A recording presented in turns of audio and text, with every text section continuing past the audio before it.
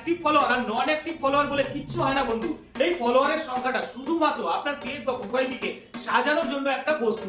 আমি এই কথাটা কেন বলছি বন্ধু, আপনার সাথে যদি কোনো বড় ইউজারের পরিচয় থাকে, সেই ইউজারকে আপনি জিজ্ঞেস করে দেখবেন তার প্রোফাইল বা পেজে ধরুন 3 লাখ ফলোয়ার রয়েছে, কিন্তু উনি যখন ভিডিও আপলোড করছে সেই সমস্ত ভিডিওতে যে ভিউগুলো আসছে সেই ভিউর মধ্যে 90% ভিউ কিন্তু বন্ধু আসে নন ফলোয়ারের কাছ থেকে।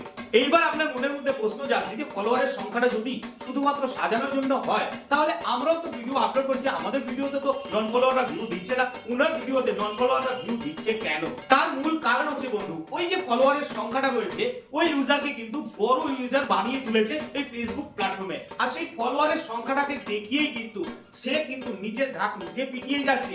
এবং আপনি যত নিজের ঢাক নিজে পেটাতে পারবেন ততই কিন্তু আপনি নতুন ইউজারদের কাছে গ্রহণযোগ্যতা পাবেন, আর এই ফলোয়ারের সংখ্যাটা কিন্তু নতুন ইউজারদের কাছে বিশ্বাসযোগ্যতা অর্জন করতে সাহায্য করে। এইবার আপনি ভাবছেন যে নিজের ঢাক নিজে পেটানোটা কি? আপনি সেই সমস্ত বড় ইউজারদের দেখবেন তারা কিন্তু নিজের কথা নিজেরাই অনবরত এত সুন্দর করে বলে যাচ্ছে, এবং সেই কথাগুলো শোনার জন্য কিন্তু নতুন ইউজাররা তাদের ভিডিওটাতে ওয়াচ টাইম অনেক বেশি দেয়, যার কারণে কিন্তু তাদের সেই ভিডিওটাকে ফেসবুক অ্যালগরিদম কিন্তু অনেক অনেক নতুন ইউজারদের কাছে পাঠিয়ে দেয়, এবং তারা ম্যাক্সিমাম ইউজারে কিন্তু তাদেরকে ফলো করেনি, তারা সম্পূর্ণ নন ফলোয়ার, এবং সেখান থেকে কিন্তু তাদের ভিডিওতে বেশি বেশি ভিউ আসে। এইটাই হচ্ছে ফেসবুকের মূল বিষয়বস্তু।